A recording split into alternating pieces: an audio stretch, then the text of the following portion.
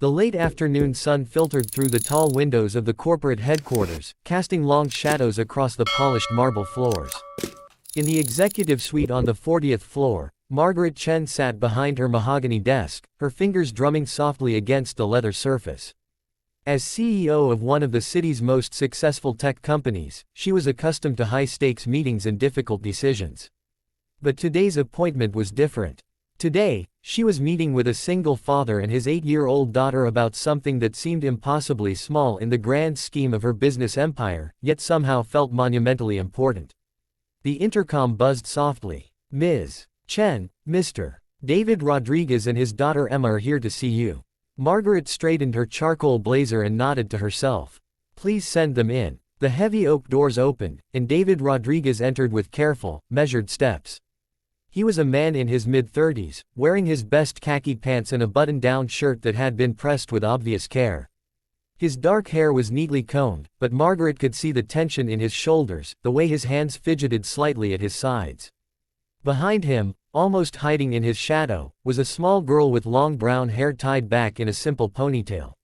She wore a navy blue dress that looked like it had been chosen specifically for this meeting, and her wide brown eyes took in the impressive office with a mixture of wonder and nervousness. "Mr. Rodriguez, Emma," Margaret said, rising from her chair and walking around the desk. "Thank you for coming. Please, have a seat." She gestured toward the comfortable leather chairs arranged around a small coffee table in the corner of her office. The setting was less formal than her desk area, with built-in bookshelves lining the walls and soft lighting that created a warm, welcoming atmosphere. David guided Emma to one of the chairs, his hand resting protectively on her shoulder. "Thank you for seeing us, Ms. Chen. I know how busy you must be." Margaret settled into the chair across from them, studying the father and daughter with gentle curiosity. She had read their file, of course. David Rodriguez, a maintenance worker at one of her company's smaller office buildings. Recently widowed, struggling to raise his daughter alone while working 2 jobs to make ends meet. The reason for their meeting was unusual, to say the least. "Before we begin," Margaret said, her voice warm but professional, "would either of you like something to drink? Water, juice?" Emma shook her head shyly, but David accepted a glass of water with grateful thanks. Margaret could see the way his Adam's apple moved as he swallowed, the slight tremor in his hands that spoke of nerves and exhaustion. "So," Margaret continued, leaning back in her chair, "I understand there's been some concern about Emma participating in the company's after-school chess program." David's jaw tightened almost imperceptibly. "Ms. Chen, with all due respect, I think there's been a misunderstanding. I never signed Emma up for any chess program. I've been very clear with the building supervisor that I don't want her involved in those kinds of activities." "Those kinds of activities?" Margaret's eyebrows rose slightly. "You mean chess?" "I mean." David paused, running a hand through his hair. "Look, Ms. Chen, I appreciate what your company does for the community. The after-school programs, the tutoring, all of it. But Emma doesn't need to be playing games. She needs to focus on practical things. Real skills that will help her in life." Margaret glanced at Emma, who had grown even quieter, if that was possible. The little girl was staring at her hands, which were folded neatly in her lap. There was something in her posture that reminded Margaret of herself at that age, though she couldn't quite place what it was. "And you don't consider chess a real skill?" Margaret asked gently. David's response came quick and firm. "Chess is a game for people who have time to waste. Emma and I, we don't have that luxury. She needs to be doing her homework, helping around the house, learning responsibility. Not sitting around moving pieces on a board." The words hung in the air between them, and Margaret felt a familiar pang in her chest. She had heard similar sentiments before, though usually not quite so directly. The belief that chess was frivolous, that it was somehow separate from the practical world of work and responsibility. "I see," she said quietly. "And Emma, what do you think about chess?" For the first time since entering the office, Emma looked up. Her eyes met Margaret's briefly before darting away again. "I don't know," she whispered. David leaned forward in his chair. "Ms. Chen, Emma's mother passed away last year. It's been difficult for both of us. I'm working hard to provide for her, to make sure she has everything she needs. But I can't have her distracted by things that won't help her future. I need her to understand that life is about hard work, not games. Margaret nodded slowly, absorbing the pain beneath his words. She could see the love in his eyes when he looked at his daughter, the fierce protectiveness of a man who was doing everything he could to keep his small family afloat. She also saw the exhaustion, the weight of carrying so much responsibility alone. Mr. Rodriguez, she said carefully, would it be all right if I showed Emma something? It won't take long. David hesitated, then nodded reluctantly. Margaret stood and walked to one of the built-in bookcases. From a lower shelf, she retrieved a wooden chess set, its pieces smooth and well-worn from years of use. She set it on the coffee table between them and began arranging the pieces with practiced efficiency. This was my father's chess set, she said as she worked. He taught me to play when I was about your age, Emma. Maybe a little younger. Emma's eyes were fixed on the board now, watching as the familiar pattern of pieces took shape. There was something in her expression that hadn't been there before, a spark of recognition or interest that she was trying hard to hide. My father was a janitor, Margaret continued, her voice taking on a softer, more personal tone. He worked nights cleaning office buildings, much like your father works to maintain them. During the day, while other kids were playing outside, he would sit with me at our kitchen table and we would play chess. David shifted uncomfortably in his chair. Ms. Chen, I appreciate what you're trying to do, but he taught me that chess wasn't about the game itself, Margaret interrupted gently. It was about learning to think ahead, to see consequences, to plan and adapt when those plans didn't work out. He said it was about learning to make decisions under pressure, and learning from mistakes without letting them destroy you. She finished setting up the pieces and looked directly at Emma. Would you like to try a game? Just one. Emma's eyes darted to her father, then back to the board.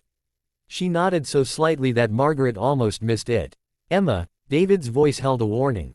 We talked about this. But Emma was already reaching forward, her small hand hovering over the white pieces. Margaret watched as the little girl's fingers moved with surprising confidence, selecting a pawn and moving it 2 squares forward. It was a standard opening, nothing remarkable. But as Emma's hand lingered for just a moment over the piece, Margaret caught something in her expression that made her breath catch. The way Emma looked at the board wasn't the way a child looked at a new toy or an unfamiliar game. It was the way someone looked at an old friend, at something that felt like coming home. There was a depth in her gaze that spoke of understanding, of patterns and possibilities that she could see even if she couldn't yet articulate them. Margaret made her responding move, and then something extraordinary happened. Emma's next move wasn't just good for a beginner, it was sophisticated. She advanced her knight in a way that controlled the center of the board while simultaneously creating opportunities for her other pieces. It was the kind of move that suggested not just natural talent, but genuine understanding of the game's deeper principles. Where did you learn to play like that? Margaret asked softly. Emma glanced nervously at her father before answering in a barely audible voice. Mama used to play with me. Before she got sick. The words hit David like a physical blow. Margaret watched as his face went through a series of emotions, confusion, pain, and something that might have been recognition. He leaned forward, staring at the chess board as if seeing it for the first time. Your mother played chess. His voice was rough, uncertain. Emma nodded, still not looking at him. She said it helped her think. She said it helped her when things got scary at the hospital, when she was having her treatments. She taught me at night, when you were at work. Margaret felt her eyes begin to sting as she watched David's face crumble. The careful control he had maintained throughout their meeting began to slip away, replaced by raw grief and something that looked like regret. She never told me, he whispered. I thought, when I found the chess set in her things, I thought it was just something old she had kept from childhood. I didn't know you played together. Emma's next move on the board was even more impressive than her previous ones. She sacrificed a bishop in what appeared to be a bold, almost reckless attack, but Margaret could see the elegant tactics underlying the move. 3 moves ahead, Emma would have a devastating check that would likely lead to victory. She was teaching you strategy, David said, his voice filled with wonder and pain. All those nights when I thought she was just passing time with you. She said chess was like life, Emma said, her voice growing slightly stronger. She said sometimes you have to give up something important to protect something even more important. She said you had to think about tomorrow, but also about today. Margaret made her next move, though she already knew the game was effectively over. Emma's tactical vision was remarkable for someone her age, but more than that, there was something in the way she approached the game that spoke of deep emotional connection. This wasn't just skill, it was love made manifest on a chessboard. David was crying now, tears streaming down his face as he watched his daughter play. "I'm sorry," he said, his voice breaking. "Emma, I'm so sorry. After your mother died, I thought I had to protect you from everything that reminded me of her. I thought games and fun were things we couldn't afford anymore." Emma finally looked up at her father, and Margaret could see tears in her eyes too. "I missed playing, Papa. I missed thinking about Mama when I moved the pieces. She lives in this game, doesn't she?" David asked, reaching out to touch one of the pieces his daughter had just moved. "In the way you play, in the things she taught you." Emma nodded, and for the first time since entering the office, she smiled. It was a small smile, but it transformed her entire face, bringing light to her eyes and lifting the weight that seemed to have been pressing down on her small shoulders. Margaret quietly reached into her desk drawer and pulled out a business card. She wrote something on the back and handed it to David. "The chess program meets every Tuesday and Thursday after school," she said. "Emma would be welcome to join anytime. And Mr. Rodriguez, if you'd like to learn to play, I'd be happy to teach you. Your wife gave Emma an incredible gift. Maybe it's time you shared it." David took the card with trembling hands, then looked at his daughter with new eyes. "Would you like that, sweetheart? Would you like to play chess again?" Emma's smile grew wider, and she nodded enthusiastically. "Could we play together, Papa? Could you learn Mama's game?" "I'd like that very much," David said, pulling his daughter into a hug. "I'd like that more than anything." As Margaret watched them embrace, she thought about her own father, about the lessons learned over a simple wooden chess set, about the way love could be passed down through the movement of carved pieces across a checkered board. Sometimes the most important moves in life weren't the ones you made on the board, but the ones you made in opening your heart to the wisdom of those who loved you. The late afternoon sun had shifted lower in the sky, painting the office in warm golden tones. Soon, David and Emma would leave, and Margaret would return to her reports and meetings and the endless responsibilities of running a company. But something had changed in that quiet hour, something that would ripple outward in ways none of them could yet imagine. Chess, after all, was never really about the game itself.